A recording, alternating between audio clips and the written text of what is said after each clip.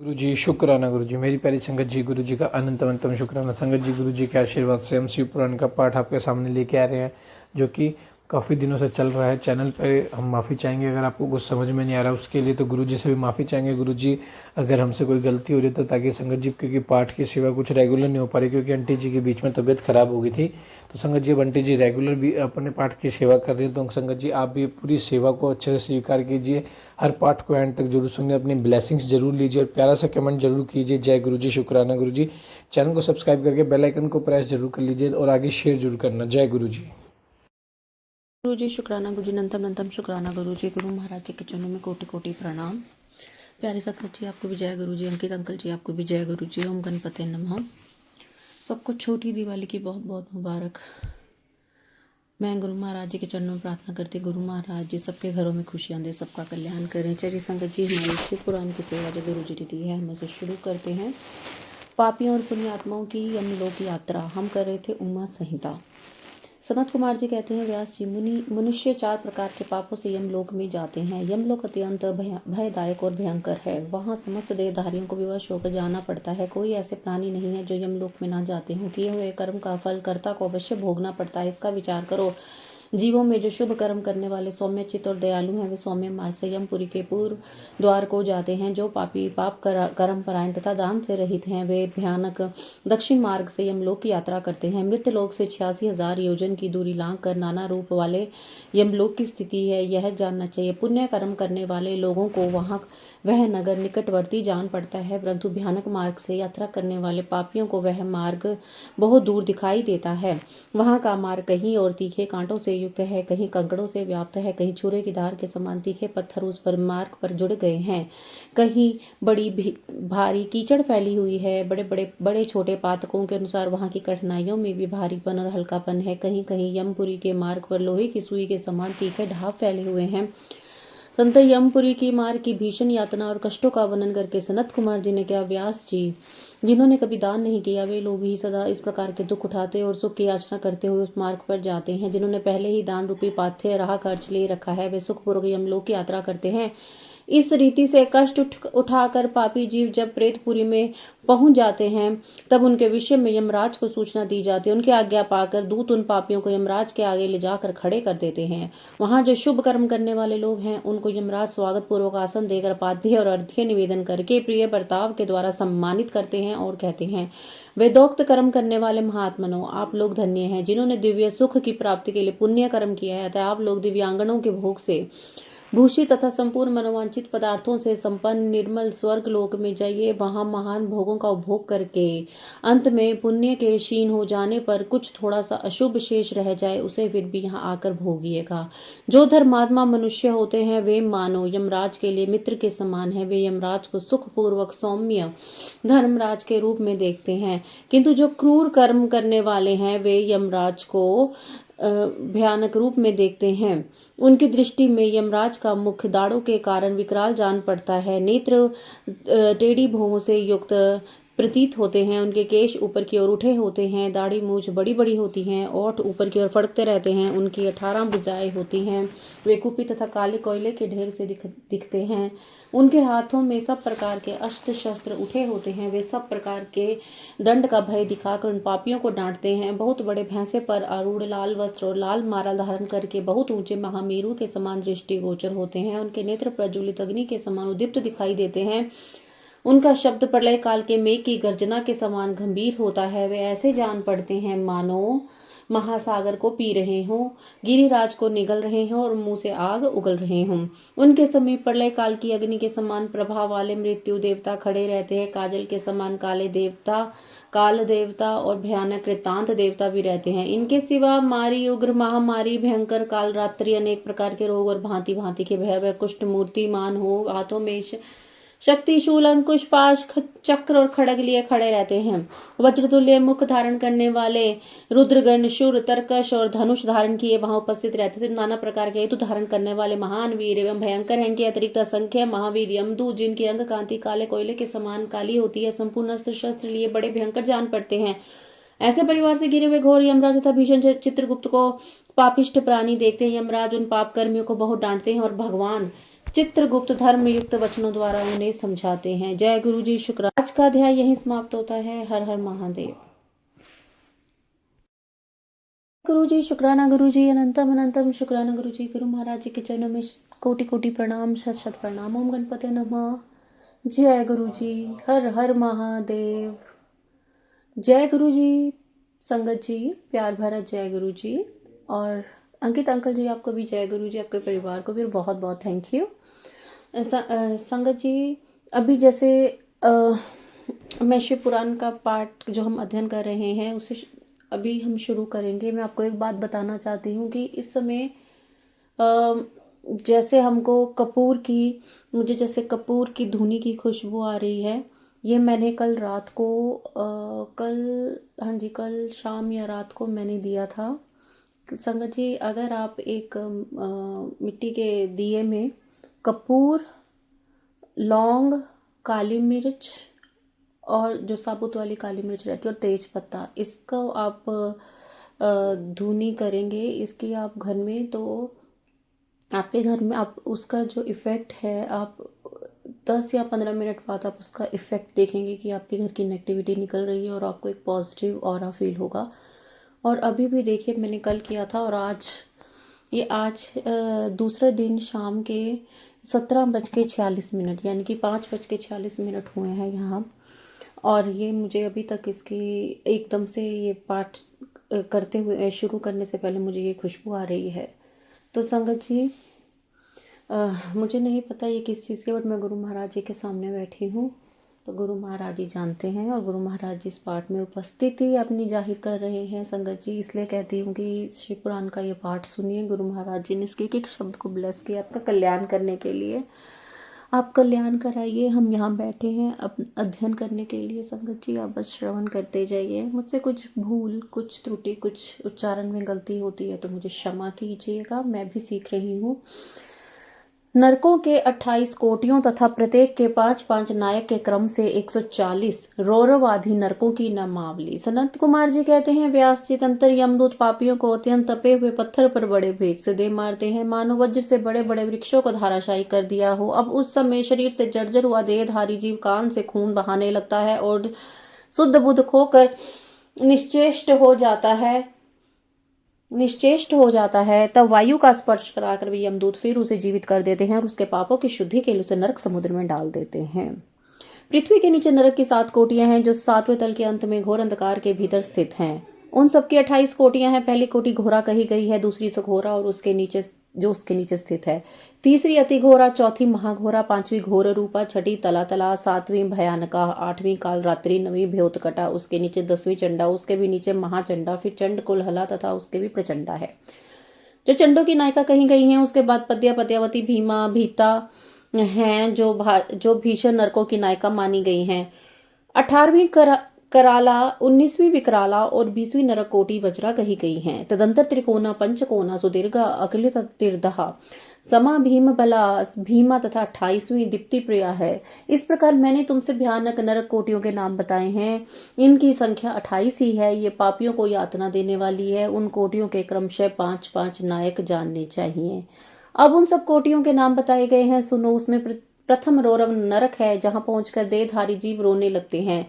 महारौरव की पीड़ा से तो महान पुरुष भी रो देते हैं। इसके बाद शीत और उष्ण नामक नरक हैं, फिर सुघोर है। रौरव से सुघोर तक आदि के 5 नरक नायक माने गए हैं। इसके बाद सुमहातिक्षण, संजीवन, महातम, विलोम, विलोप, कंटक, तीव्र वेग, कराल, विकराल, प्रकंपन, महावक्र, काल सूत्र, प्रगर्जन, सूची मुख, सुनेति, खादक, सुप्रपीड़न, कुंभीपाक, सुपाक, कक्रच, अतिदारुण, अंगार राशि, भवन, मेरु, असिक्र, प्रहित, तीक्ष्ण तुंड, शकुनी, महासंवर्त, क्रतु, तप्त जंतु, पंकलेप, प्रतिमास, त्रपुधव, उच्चवास, सुनिर्च्छ्वास, सुदीर्घ, कूट, शाल्मली, दुरिष्ट, सुमहावाद, प्रवाद, सुप्रतापन, मेघ, वृष, शालम, सिंह मुख, व्याघ्र मुख, गज मुख, कुकर मुख, सुकर मुख, अज मुख, महिष मुख, घूक मुख, कोक मुख, वृक मुख, ग्रह, कुंभीनस, नक्र सर्प कुम्र काक गृध उल्लुक हलोक शार्दुल कृत कर्कट मंडूक पूतिमुख रक्ताक्ष पूतिमृतक कर्ण धूम्र अग्नि कृमि गंधी वपु अग्निध्र अप्रतिष्ठ रुद्रीराव शव भोजन लाल भक्ष अंतरक्ष भक्ष सर्व भक्ष सुधारण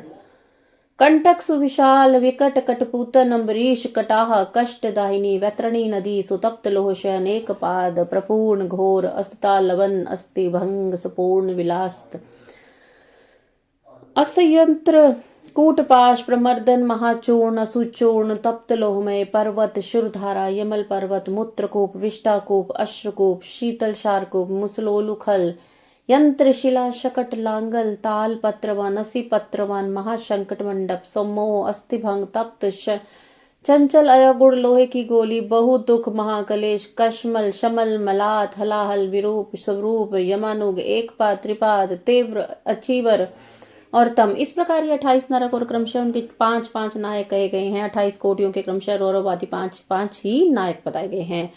उपयुक्त कोटियों को छोड़कर लगभग 100 नरक माने जाते हैं और महान नर का मंडल 140 नरकों का बताया गया है। यहाँ 28 कोटियों का पहले पृथक वर्णन किया है, फिर प्रत्येक के 5-5 नायक बताकर ठीक 140 नरकों का नाम उल्लेखन किया गया है। कोटियों की संख्या मिला देने से सब 168 होते हैं। यहीं पे आज का अध्याय समाप्त होता है। संगत जी जय गुरु जी, शुक्राना शुक्राना गुरु जय गुरु जी, शुक्राना गुरु जी, अनंतम अनंतम शुक्राना गुरु जी। गुरु महाराज जी के चरणों में कोटि कोटि प्रणाम। ओम गणपते नमः। ओम नमः शिवाय। शिव जी सदा सहाय। ओम नमः शिवाय। गुरु जी सदा सहाय। जय गुरु जी, शुक्राना शुक्राना शुक्राना शुक्राना शुक्राना गुरु जी। प्यारी संगत जी आपको भी जय गुरु जी। आशा करती हूँ गुरु महाराज जी आप पे ब्लेसिंग्स बनाए रखे हैं। अंकित अंकल जी आपको भी, आपके परिवार को भी जय गुरु जी। आपके बच्चों को भी गुरु महाराज जी ब्लेस करते रहें। गुरु महाराज जी से सबके अच्छे की कामना करते हुए आज का हम शिव पुराण उमा संहिता का जो पाठ शुरू किया हुआ है अध्ययन करते हैं।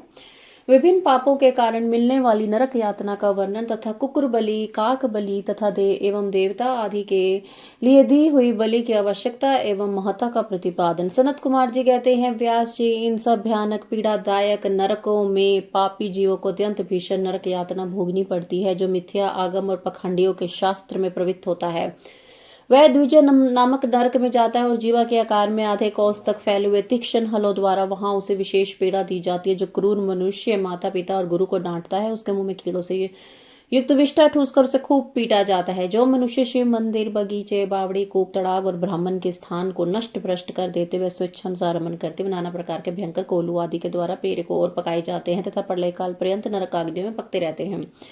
पर स्त्रीगामी पुरुष उस रूप में व्यभिचार करते हैं और मारे पीटे जाते हैं। पुरुष अपने पहले जैसे शरीर को धारण करके लोहे की बनी और खूब तबाही नारी का गाढ़ आलिंगन करके सब ओर से जलते रहते हैं। वे उस दुराचारी स्त्री गाढ़ आलिंगन करते और रोते हैं। जो सत्य पुरुषों की निंदा सुनते हैं, उनके कानों में लोहे या तांबे आदि की बनी कीलें आग से खूब तपाकर भर दी जाती हैं। इनके सिवा जश्ते, शीशे और पीतल को गलाकर पानी के समान करके उनके कानों में भरा जाता है। फिर बारंबार गर्म दूध और खूब तपाया हुआ तेल उनकी कानों में डाला जाता है। फिर उन कानों में वज्र का लेप कर दिया जाता है। इस तरह क्रमशः उनके कान को उपयुक्त वस्तुओं से भरकर उनको नरक यातनाएं दी जाती हैं। क्रमशः सभी नरकों में सब और यातनाएं प्राप्त होती हैं और सभी नरकों की यातनाएं बड़ी कष्ट देने वाली होती हैं। जो माता पिता के प्रति भौहें टेढ़ी करते था, अनेक दृढ़तापूर्वक दृष्टि डालती हैं, हाथ उठाते हैं, उनके मुख को तो अंत तक लोहे की कीलों से दृढ़तापूर्वक भर दिया जाता है। जो मनुष्य लुभा कर स्त्रियों की ओर अपलक दृष्टि से देखते हैं, उनकी आंखों में तपाकर आग के समान लाल की सुइयां भर दी जाती हैं। जो देवता अग्नि गुरु तथा ब्राह्मणों को अग्रभाग निवेदन किए बिना ही भोजन कर लेते हैं, उसकी जीवा और मुख में लोहे की सैकड़ों कीलें तपाकर ठूस दी जाती हैं। जो लोग धर्म का उपदेश करने वाले महात्मा कथावाचक की निंदा करते हैं, देवता अग्नि और गुरु के भक्तों की तथा सनातन धर्म शास्त्र की खिल्ली उड़ाते हैं, उनकी छाती, कंठ, जीवा, दांतों की संधि, तालु, ओठ, नासिका, मस्तक तथा संपूर्ण अंगों की संधियों में तथा आग के समान तपाई हुई 3 शाखा वाली लोहे की कीलें मुद्गरों द्वारा ठोकी जाती हैं।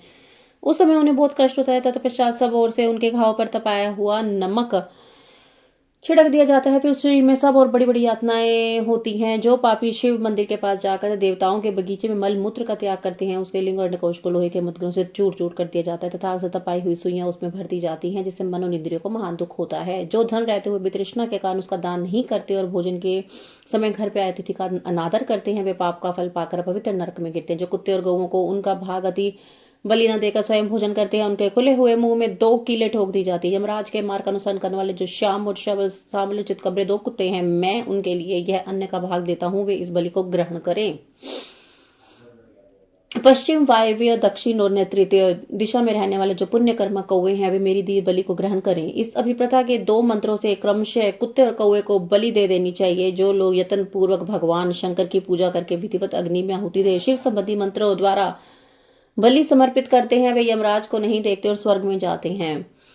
इसलिए प्रतिदिन बलि देनी चाहिए। एक चकोर मंडप बनाकर उसे गंध आदि से अधिवासित करें। फिर ईशान कोण में धन्वंतरी के लिए और पूर्व दिशा में इंद्र के लिए बलि दें। दक्षिण दिशा में यम के लिए, पश्चिम दिशा में सुदोक्षम के लिए और दक्षिण दिशा में पितरों के लिए बलि देकर पुनः पूर्व दिशा में अर्घ्य का अन्न का भाग अर्पित करें। द्वार देश में धाता और विधाता के लिए बलि निवेदन करें। तदनंतर कुत्तों के स्वामी पक्षियों के लिए भूतल पर अन्न डाल दें। देवता, पितर, मनुष्य, प्रेत, भूत, गुहाक, पक्षी, कृमि और कीट, ये सभी गृहस्थ से अपनी जीविका चलाते हैं। स्वाहाकार, स्वादाकार, वष्टकार तथा हंतकार, ये धर्म में धेनु के 4 स्तन हैं। स्वाहाकार नामक स्तन का पान देवता करते हैं, स्वाधा का पितर लोग और वष्टकार के एक दूसरे देवता और भूतेश्वर तथा हंतकार नामक स्तन का सदा और मनुष्यगण ही पान करते हैं। जो मानव श्रद्धा पूर्वक इस धर्ममयी धेनु का सदा ठीक समय पर पालन करता है, वह अग्निहोत्री हो जाता है। जो स्वस्थ रहते हुए भी उसका त्याग कर देता है, वह अंधकार पूर्ण नरक में डूबता है। इसलिए उन सबको बलि देने के पश्चात द्वार पर खड़ा हो क्षण भर अतिथि की प्रतीक्षा करें। यदि कोई भूख से पीड़ित अतिथि या उस गांव का निवासी पुरुष मिल जाए तो उसे अपने भोजन से यथाशक्ति शुभ अन्न का भोजन कराएं। जिसके घर से अतिथि निराश होकर लौटता है, उसे वह पाप के बदले में उसका पुण्य ले जाता है। धने सत्यपि ये दानम न पृच्छन्ति तृष्णाः अतिथि चावमन्यते काले प्राप्ते गृह आश्रम तस्मात् ते दुष्कृतं प्राप्य गच्छन्ति निर्यशुचो दोषवानुश्याम शबलो यम मार्गानुरोधको यो स्तंभ्यं प्रयाच्छामि तो गृहीतामिमं बलिम् इंद्र वारुण वायव याम्य नेतृत्य कास्ततः वायसा पुण्य कर्मानस्ते प्रघंतु में बलिम। संगत जी, आज का यहाँ का उमा संहिता का अध्याय समाप्त होता है। जय गुरु जी, शुक्राना गुरु जी, अनंतम अनंतम शुक्राना गुरु। जय गुरु जी, शुक्राना गुरु जी, अनंतम अनंतम शुक्राना गुरु जी। गुरु महाराज जी के चरणों में कोटि कोटि प्रणाम। प्यारी संगत जी, आपको भी जय गुरु जी। ओम गणपते नमः। ओम नमः शिवाय। शिव जी सदा सहाय। ओम नमः शिवाय। गुरु जी सदा सहाय। अंकित अंकल जी, आपको भी जय गुरु जी, आपके परिवार को भी जय गुरु जी। संगत जी, चलिए आज का शिव पुराण का पाठ शुरू करते हैं। गुरु महाराज जी, आप इस पाठ को ब्लेस कीजिए और आप इसमें उपस्थिति अपनी जाहिर कीजिए और सारी संगत का कल्याण और सारी संगत को ब्लेस कीजिए। गुरु महाराज। हर हर महादेव। जलदान, जलाशय निर्माण, वृक्षारोपण, सत्य भाषण और तप की महिमा। सनत कुमार जी कहते हैं, व्यास जी, जलदान सबसे श्रेष्ठ है, वह सब दानों में सदा उत्तम है, क्योंकि जल सभी जीव समुदाय को तृप्त करने वाला जीवन कहा गया है। इसलिए बड़े स्नेह के साथ अनिवार्य रूप से प्रपदान पोसला चलाकर दूसरों को पानी पिलाने का प्रबंध करना चाहिए। जलाशय का निर्माण इस लोक और परलोक में महानंद की प्राप्ति कराने वाला होता है। ये सत्य सत्य सत्य है, इसमें संशय नहीं है। इसलिए मनुष्य को चाहिए कि वह कुआं, बावड़ी और तालाब बनवाए। कुएं में जब पानी निकल के आता है तो वह पापी पुरुष के पाप कर्म का आधा भाग हर लेता है और सत्कर्म में लगे हुए मनुष्य के सदा समस्त पापों को हर लेता है। जिसके खुद हुए जलाशय में गौ, ब्राह्मण और साधु पुरुष सदा पानी पीते हैं, वह अपने सारे वंश का उद्धार कर देता है। जिसके जलाशय में गर्मी के मौसम में अनिवार्य रूप से पानी टिका रहता है, वह कभी दुर्गम में विषम संकट को प्राप्त नहीं होता। जिसके पोखरे में केवल वर्षा ऋतु में जल ठहरता है, उसे प्रतिदिन अग्निहोत्र करने का फल मिलता है, ऐसा ब्रह्मा जी का कथन है। जिसके तड़ाग में शरद काल तक जल ठहरता है, उसे सहस्त्र गोदान का फल मिलता है, इसमें संशय नहीं है। जिसके तालाब में हेमंत शिशिर ऋतु तक पानी मौजूद रहता है, वह बहुत सी सुवर्ण मुद्राओं की दक्षिणा से युक्त यज्ञ का फल पाता है। जिसके सरोवर में वसंत और ग्रीष्म काल तक पानी बहता रहता है, उसे अतिरात्र और अश्वमेध यज्ञों का फल मिलता है, ऐसा मनीषी महात्माओं का कथन है। मुनिवर व्यास जीवों को तृप्ति का प्रदान करने के लिए जलाशय के उत्तम फल का वर्णन किया गया है। अब वृक्ष लगाने में जो गुण है उसका वर्णन सुनो। जो वीरान एवं दुर्गम स्थानों में वृक्ष लगाता है, वह अपनी बीती तथा आने वाली संपूर्ण पीढ़ियों को तार देता है। इसलिए वृक्ष अवश्य लगाने चाहिए। ये वृक्ष लगाने वाले के पुत्र होते, इसमें संशय नहीं है। वृक्ष लगाने वाला पुरुष परलोक में जाने पर अक्षय लोकों को पाता है। पोखरा खुदाने वाला, वृक्ष लगाने वाला, यज्ञ कराने वाला द्विज है, वह एक दूसरे सत्यवादी पुरुष ये स्वर्ग में कभी नीचे नहीं गिरते। सत्य ही परब्रह्म है, सत्य ही परम तप और सत्य ही श्रेष्ठ यज्ञ है और सत्य ही उत्कृष्ट शास्त्र ज्ञान है। सोए पुरुषों में सत्य ही जगाता है, सत्य ही परम पद है, सत्य ही पृथ्वी टिकी हुई है, सत्य पे ही सब कुछ प्रतिष्ठित है। तप, यज्ञ, पुण्य, देवता, ऋषि और पितरों का पूजन, जल और विद्या, ये सब सत्य ही पर ही अवलंबित है। सबका आधार सत्य ही है। सत्य ही यज्ञ, तप, दान, मंत्र, सरस्वती देवी तथा ब्रह्मचार्य, ओंकार ही सत्य रूप है। सत्य से वायु चलती, सत्य से सूर्य तपता, सत्य से आग जलाती है और सत्य से स्वर्ग टिका हुआ है। लोक में संपूर्ण वेदों का पालन करने तथा संपूर्ण तीर्थों का स्नान करने केवल सत्य सुलभ हो जाता है। सत्य से सब कुछ प्राप्त होते में संशय नहीं है। एक सहस्त्र अश्वमेध और लाखों यज्ञ एक और तराजू पर रखे जाएं, दूसरी तरफ सत्य का प्रेरणा भारी होता है होगा। देवता, पितर, मनुष्य, नाग, राक्षस और चराचर प्राणियों सहित समस्त लोग सत्य में प्रसन्न होते। सत्य को परम धर्म कहा गया है, सत्य को परम पद बताया गया है और सत्य को पर ब्रह्मा परमात्मा कहते हैं। सत्य बोलना चाहिए। सत्य प्राय मनुष्य अत्यंत दुष्कर तप करके स्वर्ग को प्राप्त हुए हैं और सत्य धर्म में निरुक्त वाले सिद्ध पुरुष ही सत्य से ही स्वर्ग के निवासी हुए हैं। अतः सदा सत्य बोलना चाहिए। सत्य से बढ़कर दूसरा कोई धर्म नहीं। सत्य रूपी तीर्थ अगाध विशाल सिद्ध एवं पवित्र जलाशय है। इसमें योग युक्त होकर मन के द्वारा स्नान करना चाहिए। सत्य को परम पद कहा गया है। जो मनुष्य अपने लिए, दूसरों के लिए अथवा बेटों के लिए कभी झूठ नहीं बोलते, वे स्वर्गगामी होते हैं। वेद, यज्ञ, मंत्र और ये ब्राह्मण सदा निवास करते, परंतु सत्यवादी ब्राह्मणों में इनकी प्रतीति नहीं होती। अतः सत्य बोलना चाहिए। तदंतर तब की बड़ी भारी महिमा बताते हुए सनत कुमार जी ने कहा, मुने, संसार में ऐसा कोई सुख नहीं है जो तपस्या के बिना सुलभ होता है। तप से ही सारा सुख मिलता है।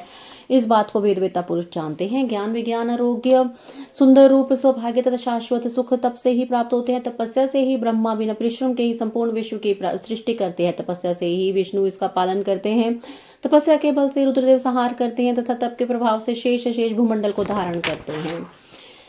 पानीय दानम परमम दाननः उत्तमम तथा सर्वेषां जीवपुंजानं तर्पणं जीवनं स्मृतम्। अतीतनागतान् सर्वान् पितृः वंशास्तु तारयेत् कंतारे वृक्षरोपी यस्तम समाद वृक्षस्तु रोपयेत्। सत्य में परम ब्रह्मा, सत्य में परम तप है, सत्य में परहो यज्ञ है, सत्य में परम श्रुतम। सत्यम सुप्तेषु जागते, सत्यम च परम पदम। सत्येन धृता पृथ्वी, सत्य सर्वं प्रतिष्ठितम्। तपो यज्ञश्च पुण्यम च देवैषि पितृपूजने, आपो विद्या च ते सर्वं सत्य प्रतिष्ठनम्। सत्यम यज्ञस्तपो दानम मंत्रा देवी सरस्वती, ब्रह्मचार्ये तथा सत्यम ओंकारः सत्यमेव च।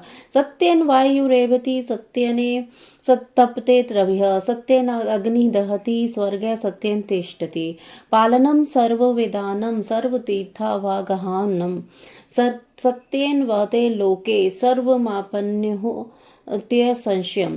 अश्वमेध सहस्त्रम च सत्यम च तुल्य धृतम, लक्षानि कृतवश्चैव सत्यमे विशेष्यते। सत्यं देवा पितरो मानवगो राक्षसा प्रियन्ति, सत्यन्ते सर्वे लोकाश्च सचराचरः। सत्यमाहु परमं धर्मं, सत्यमाहु परम पदम, सत्यमाहु परमं ब्रह्मा, तस्मा सत्यः सदा जपेत्। संगत जी, यहीं पे आज का उमा संहिता का अध्याय समाप्त हुआ। जय गुरु जी। शुक्राना शुक्राना शुक्राना गुरु जी। इसका श्रवण करते जाइए, अपना कल्याण कराते रहिए। जय गुरु जी। शुक्राना गुरु जी। अनंतम अनंतम शुक्राना गुरु जी। गुरु महाराज जी के चरणों में कोटि कोटि शत शत प्रणाम। बहुत बहुत शुक्राना शुक्राना शुक्राना शुक्राना शुक्राना गुरु जी महाराज। प्यारी संगत जी, आपको भी जय गुरु जी। अंकित अंकल जी, आपको भी, परिवार को भी जय गुरु जी। और अंकित अंकल जी, आपको भी बहुत बहुत थैंक यू। ओम गणपते नमः। विघ्नहर्ता गणेश सबके विघ्न दूर करें और सबके कल्याण करें, सबको सद्बुद्धि का भंडार दें। हम सबको ज्ञान की बहुत ज़रूरत है। विघ्नहर्ता गणेश हम सबको ज्ञान का भंडार दें और गुरु जी महाराज सबका कल्याण करें गुरु महाराज। और अपने बुरे कर्मों की आपसे माफ़ी मांगते हुए मैं आपसे ये भी प्रार्थना करती हूँ कि सारी संगत का कल्याण कीजिए गुरु जी और सबके बुरे कर्मों को माफ़ कीजिए। गुरु जी महाराज हमें रास्ता दिखाइए, हम कभी गलत रास्ते पे ना जाएं गुरु जी। आपने जो सेवा ब्लेस की है हम उसका अध्ययन अब करने जा रहे हैं। आप महाराज इस पाठ में आइए, उपस्थिति दीजिए और इस पाठ को ब्लेस कीजिए। इसका एक एक शब्द आप ब्लेस करेंगे तो हमारा कल्याण होना निश्चित है। मुझसे कुछ गलती, कुछ त्रुटि, कुछ उच्चारण में कुछ भी गलती होती है तो मुझे माफ़ कीजिएगा, क्योंकि गुरु महाराज जी हमें सिखाते हैं और हम परफेक्ट नहीं हैं। मैं भी अपने संगत परिवार जी, आप सबकी तरह मैं भी गुरु जी से सीख रही हूँ। चलिए आज का शिव पुराण उमा संहिता का पाठ शुरू करते हैं। वेद और पुराणों के स्वाध्याय तथा विविध प्रकार के दान की महिमा, नरकों का वर्णन तथा उनमें गिराने वाले पापों का दिग्दर्शन, पापों के लिए सर्वोत्तम प्रायश्चित, शिव स्मरण तथा ज्ञान के महत्व का प्रतिपादन। सनत कुमार जी कहते हैं, मुनि जो वन में जंगली फल मूल खाकर तप करता है और वेद की एक ऋचा का स्वाध्याय करता है, वह इन दोनों का फल समान है। शेष द्विज वेदाध्ययन से जिस पुण्य को पाता है, उसे दूना फल उस वेद को पढ़ाने से मिल पाता है। मुने, जैसे चंद्रमा और सूर्य के बिना जगत में अंधकार छा जाता है, उसी प्रकार पुराण के बिना ज्ञान का आलोक नहीं रह जाता है। अज्ञान का अंधकार छाया रहता है, इसलिए सदा पुराण का अध्ययन करना चाहिए। ज्ञान के कारण नरक में पड़कर सदा संतप्त होने वाले लोग को जो शास्त्र का ज्ञान देकर समझाता है, वह पुराण वक्ता अपनी इसी महत्ता के कारण सदा पूजनीय है। जो साधु पुराण वक्ता विद्वान को दान का पात्र समझकर बड़ी प्रसन्नता के साथ उसे उत्तमोत्तम वस्तुएं देता है, वह परम गति को प्राप्त होता है। जो सुपात्र ब्राह्मण को भूमि, गौ, रथ, हाथी और सुंदर घोड़े देता है, उसे पुण्य फल का वर्णन सुनो। वह इस जन्म में परलोक में संपूर्ण अक्षय मनोरथों को पा लेता तथा अश्वमेध यज्ञ के फल का भी भागी होता है। मुनीश्वर, जो पुरुष भगवान शिव की कथा को सुनता है, वह कर्मों के विशाल वन को जलाकर संसार से तर जाता है। जो 2 घड़ी 1 घड़ी तथा तो एक कृष्ण भक्ति भाव से भगवान शिव की कथा सुनते हैं, उसमें कभी दुर्गति नहीं होती। मुने, संपूर्ण दानों तथा संपूर्ण यज्ञों में जो पुण्य होता है, वही फल शिव पुराण सुनने से अविचल रूप में प्राप्त हो जाता है। देखिए संगत जी, शिव पुराण सुनने से हमें कितना फल मिलता है और ये कितना प्रभावशाली, कितना बलशाली, कितना पवित्र ग्रंथ है, कितना स्ट्रांग है, ये कैसे हमारा कल्याण करता है। ध्यान से सुनिए संगत जी। व्यास जी विशेषतः कलयुग में पुराण श्रवण के सिवा मनुष्य के लिए दूसरा कोई श्रेष्ठ धर्म नहीं है, वही उनके लिए मोक्ष एवं ध्यान रूपी फल देने वाला बताया गया है। शिव पुराण का श्रवण और शिव नाम का कीर्तन मनुष्य के लिए कल्प वृक्ष का रमणीय फल है, इसमें संशय नहीं है। या के दान, तप और तीर्थ सेवन से जो फल मिलता है, उसी से मनुष्य पुराणों के श्रवण मात्र से पा लेता है। देखिए संगत जी, आप चाहे मंदिर में अगरबत्ती धूप जगाएं या चाहे ना जलाएं, जो ये सब करने की भी कोई ज़रूरत नहीं है। सिर्फ आप गुरु महाराज जी जो कहते हैं, इतना आसान उन्होंने हमें तरीका बताया है। हमें सिर्फ शिव पुराण का श्रवण करना है संगत जी, और कुछ नहीं करना है। ये देखिए इसकी कितनी महत्ता है इस पुराण की यहाँ पर, तो आप इसका श्रवण जरूर कीजिए।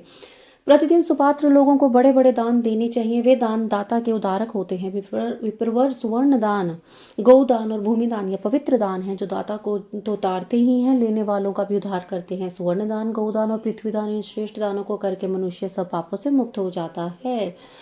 तुला दान की बड़ी प्रशंसा की गई है। गौ और पृथ्वी के दान भी प्रशस्त एवं समान शक्ति वाले हैं, परंतु सरस्वती का दान इन सबसे उत्तम है। नित्य दुही जाने वाली गाय, छाता, वस्त्र, जूता, अन्न और जल, ये सभी वस्तु याचकों को देनी चाहिए। ब्राह्मणों को तथा पीड़ित याचकों को भी संकल्प पूर्वक धन आदि वस्तुओं का दान किया जाता है। इससे दाता मनस्वी होता है। लोक में जो जो अत्यंत अभिष्ट और प्रिय है, वह यदि घर में हो तो उसे अक्षय बनाने की इच्छा करने वाले पुरुष को, गुणवान पुरुष को दान देना चाहिए। तुला पुरुष का दान सब दान में उत्तम है। जो अपने लिए कल्याण चाहे, उसे तराजू पर बिठाना, अपने शरीर से तौली गई वस्तु का दान करना चाहिए। दिन में, रात में, दोनों संध्याओं के समय, दोपहर में, आधी रात के समय तथा भूत वर्तमान और भविष्य तीनों काल में मन, वाणी, शरीर द्वारा किए गए इन सारे पापों का तुला पुरुष का दान दूर कर देता है।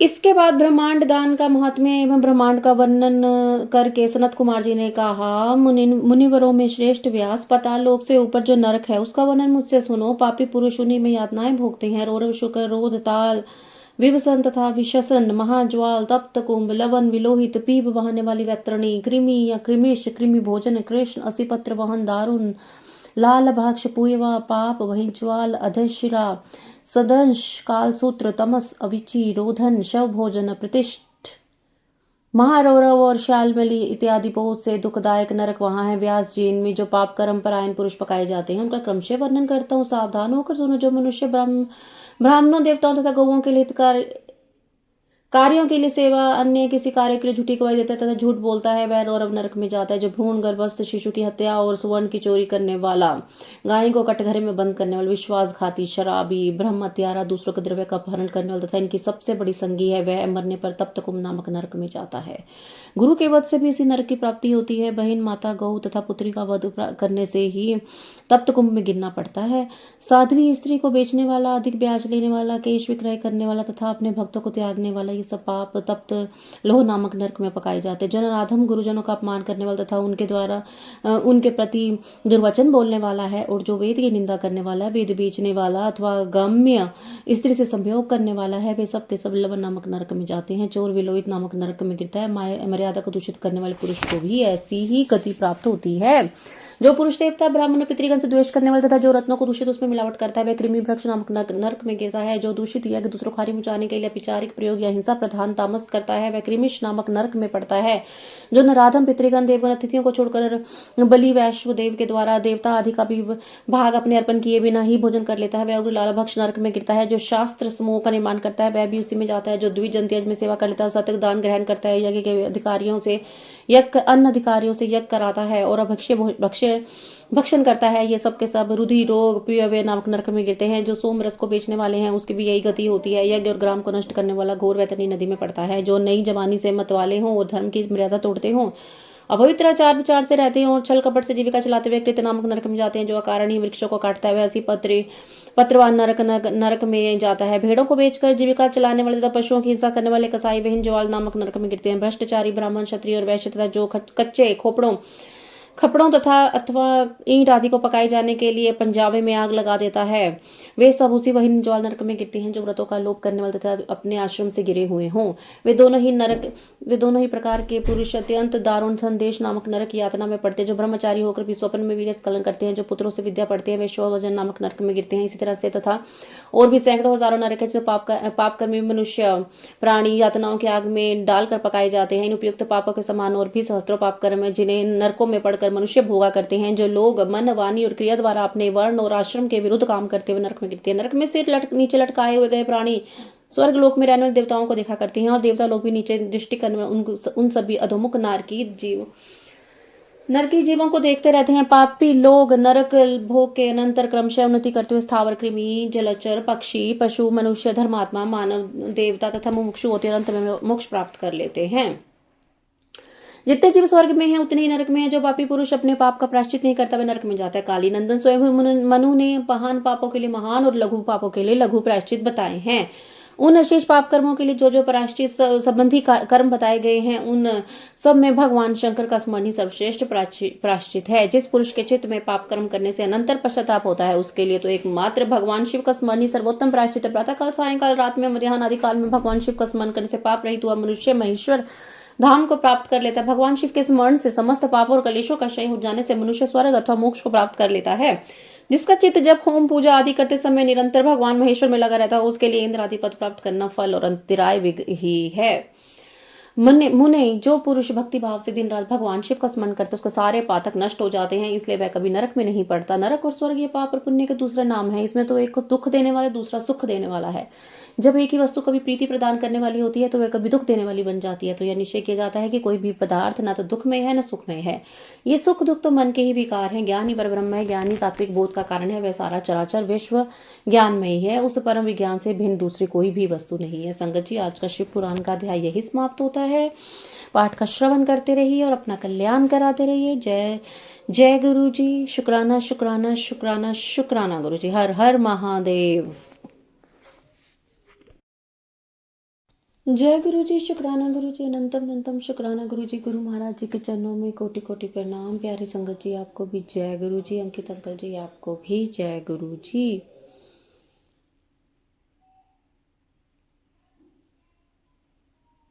अंकित अंकल जी, आपको भी जय गुरु जी। आपके परिवार को भी प्यार भरा जय गुरु जी।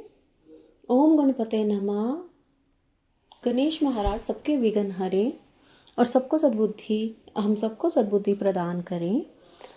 गुरु महाराज जी, ओम नमः शिवाय। शिव जी सदा सहाय। ओम नमः शिवाय। गुरु जी सदा सहाय। गुरु महाराज सबका कल्याण कीजिए और सबको अपनी ब्लेसिंग्स दीजिए। गुरु महाराज सबके बुरे कर्मों को क्षमा करें। गुरु महाराज, हमें आपका साथ चाहिए गुरु जी। चलिए संगत जी, गुरु महाराज जी से आज्ञा लेते हैं। इस पाठ में उपस्थित हों और हमारा कल्याण करें। मृत्यु काल निकट आने के कौन कौन से लक्षण हैं, इसका वर्णन। इसके पश्चात द्वीपों, लोकों और मनुओं का परिचय देकर संग्राम के फल, शरीर एवं स्त्री स्वभाव आदि का वर्णन किया गया है। तदंतर काल के विषय में व्यास जी के पूछने पर सनत कुमार जी ने कहा, मुनि श्रेष्ठ, पूर्व काल में पार्वती जी ने नाना प्रकार की दिव्य कथाएं सुनकर परमेश्वर शिव को प्रणाम करके उनसे यही बात पूछी थी। पार्वती बोली, भगवान, मैंने आपकी कृपा से संपूर्ण मत जान लिया है। देव जिन मंत्रों द्वारा जिस विधि से जिस प्रकार आपकी पूजा होती है वह मुझे ज्ञात हो गया, किंतु प्रभु अब में वही संशय रह गया है। वह संशय काल चक्र के संबंध में, देव मृत्यु का क्या चिन्ह है, आयु का क्या प्रमाण है। नाथ, यदि मैं आपकी प्रिय हूँ तो मुझे यह सब बातें बताइए। महादेव जी ने कहा, प्रिय, यदि अकस्मात शरीर सब ओर से सफेद या पीला पड़ जाए और ऊपर से कुछ लाल दिखे तो यह जानना चाहिए कि इस मनुष्य की मृत्यु 6 महीने के भीतर हो जाएगी। शिव, जम्मू, कान, नेत्र और जीवा का स्तंभन हो जाए तब भी 6 महीने के अंदर भीतर ही मृत्यु हो जानी चाहिए। भद्रे, जो रुरु मृग के पीछे होने वाले शिकारियों की भयानक आवाजों को जल्दी से नहीं सुनता, उसकी मृत्यु भी 6 महीने के भीतर हो जानी चाहिए। जब सूर्य, चंद्रमा, अग्नि के सानिध्य से प्रकट होने वाले प्रकाश को मनुष्य नहीं देखता, उसे सब कुछ काला काला अंधकारच्छन भी दिखाई देता है, तब उसका जीवन 6 माह से अधिक नहीं होता। देवी प्रिय, जब मनुष्य का बायां हाथ लगातार 1 सप्ताह तक फड़कता रहे, उसका जीवन 1 मास ही शेष है, ऐसा जानना चाहिए। इसमें संशय नहीं है। जब सारे अंगों में अंगड़ाई आने लगे तो तालू सूख जाए, तब वह मनुष्य 1 मास तक जीवित रहता है, इसमें संशय नहीं है। त्रिदोष में जिसकी नाक बहने लगे उसका जीवन 15 दिन से अधिक नहीं चलता। मुंह और कंठ सूखने लगे तो जानना चाहिए 6 महीने बीते बीते उसकी आयु समाप्त हो जाएगी। भामिनी, जब जिसकी जीभ फूल जाए, दांतों से मवाद आने लगे, उसकी भी 6 महीने के भीतर मृत्यु हो जाती है। इन चिन्हों से मृत्यु काल को समझना चाहिए। सुंदरी, जल, तेल, घी और दर्पण में जब अपनी परछाई ना दिखे तो यह विकृत दिखाई देती है, तो काल चक्र के ज्ञाता पुरुष को यह जान लेना चाहिए कि उसकी भी आयु 6 मास से अधिक शेष नहीं है। देवेश्वरी, अब दूसरी बात सुनो। जिससे मृत्यु का ज्ञान होता है, अब अपनी छाया को सिर से रहित देखें अथवा अपनों को छाया से रहित पाएं, तब यह मनुष्य 1 मास भी जीवित नहीं रहता। पार्वती, ये मैंने अंगों में प्रकट होने वाले मृत्यु के लक्षण बताए हैं। भद्रे, अब बाहर प्रकट होने वाले लक्षणों का वर्णन करता हूँ, सुनो। देवी, यह चंद्रमंडल या सूर्यमंडल प्रभावी में लाल दिखाई देता है, तब आधे मास में ही मनुष्य की मृत्यु हो जाती है।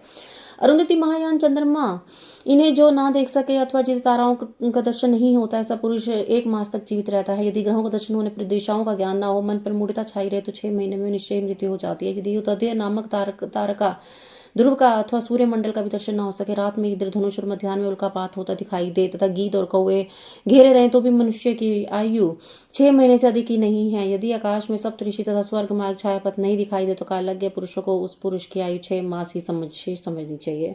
जो अकस्मात सूर्य और चंद्रमा को राहु से ग्रस्त देखता है और संपूर्ण दिशाएं जिससे घूमती दिखाई देती हैं, वह अवश्य ही 6 महीने में मर जाता है। यदि अकस्मात नीली मक्खियां आकर मनुष्य पुरुष को घेर ले तो वास्तव में उसकी आयु 1 मास ही रह जाती है। यदि गीद, कौवा और कबूतर सिर पर चढ़ जाए तो पुरुष शीघ्र ही 1 मास के भीतर मर जाता है, इसमें संशय नहीं है। संगत जी, आज का अध्याय यहीं समाप्त होता है। जय गुरु जी, शुक्राना गुरु जी।